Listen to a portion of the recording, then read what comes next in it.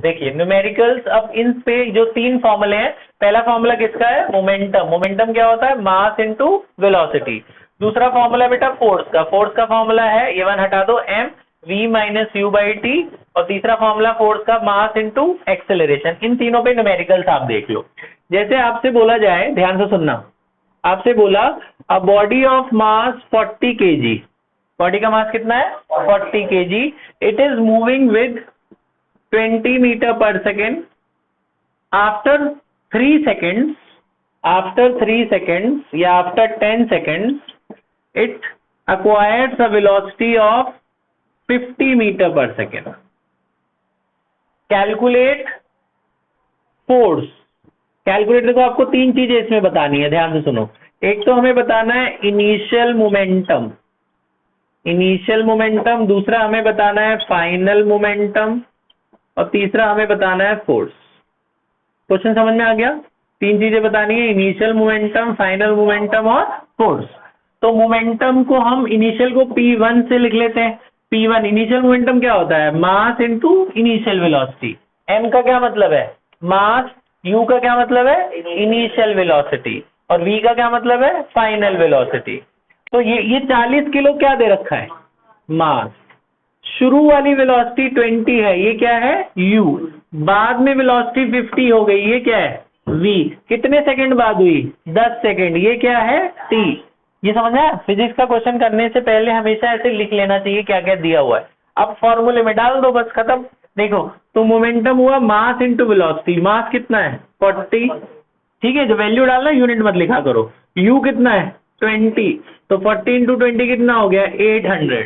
Momentum की unit मैंने आपको बताई थी, क्या यूनिट होती है? K G metre per second. ये मोमेंटम आ गया, पहले का answer 800 K G metre per second. समझ आया? Mass into velocity. फिर निकालना है फाइनल मोमेंटम। फाइनल मोमेंटम क्या होगा? Mass into final velocity. Mass तो सेम ही रहेगा 40। अब फाइनल वेलोसिटी कितनी है? 50। 2000 कितनी आ गई? 2000 KG metre per second. Force के दो फॉर्मूले हैं, कौन सा लगाऊं? पहला कि दूसरा? पहला, क्योंकि V पता है, U पता है, T पता है, तो पहले ही लगाएंगे ना। तो फोर्स का पहला डायरेक्ट लगा दो, एक लाइन में हो जाएगा। दूसरे से भी हो जाएगा, लेकिन सीधा सीधा वैल्यू डाल दो इसमें। तो मास हमें पता है 40, V हमें पता है 50, U भी हमें पता है 20, टाइम हमें पता है 10 सेकेंड, है ना। ये 0 से 0 काट सकते हो। 50 माइनस 20 कितना हुआ? 30। 4 इंटू 3 120। फोर्स का यूनिट क्या होता है? न्यूटन। तो आंसर कितना आया? 120 न्यूटन। आया समझ में? ठीक है, दक्ष बोर्ड की तरफ ध्यान। ये देखा ही नहीं? देखा ये? तो मास की वैल्यू दे रखी है हमें 40, फाइनल वेलोसिटी 50, इनिशियल वेलोसिटी 20 और टाइम कितना दे रखा था? 10। ये सारा कैलकुलेट करके फोर्स की वैल्यू कितनी आई? 120 न्यूटन। ये बात समझ आई? अच्छा, अब अगला ध्यान से सुनना, दो क्वेश्चन मैं बता रहा हूं, फिर वैसे आपको भी मिलेंगे करने को। अगला क्वेश्चन है बेटा, ये फॉर्मूले तो आप याद कर ही लेना सारे। नेक्स्ट क्वेश्चन सुनिए ध्यान। क्वेश्चन नंबर अगला, एक बॉडी है, उसका मास है 50 kg।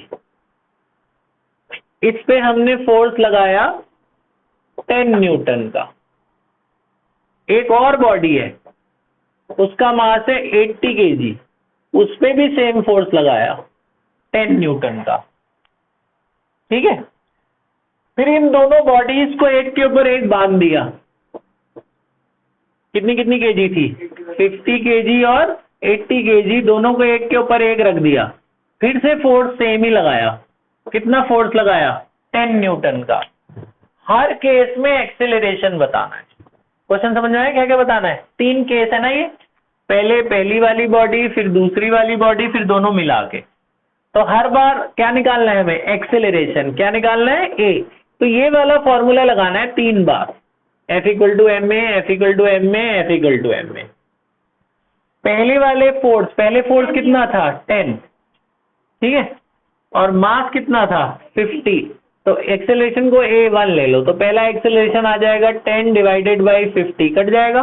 तो 1/10 आप पॉइंट में निकालोगे, 0.2 आएगा। तो पहला एक्सेलरेशन आ गया 0.2।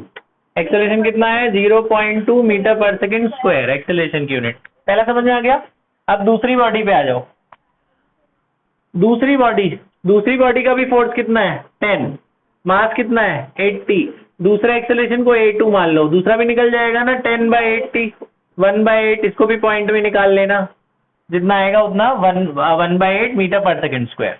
फिर तीसरी वाली बॉडी में भी फोर्स कितना लगाया है 10। अब मास क्या लूंगा मैं,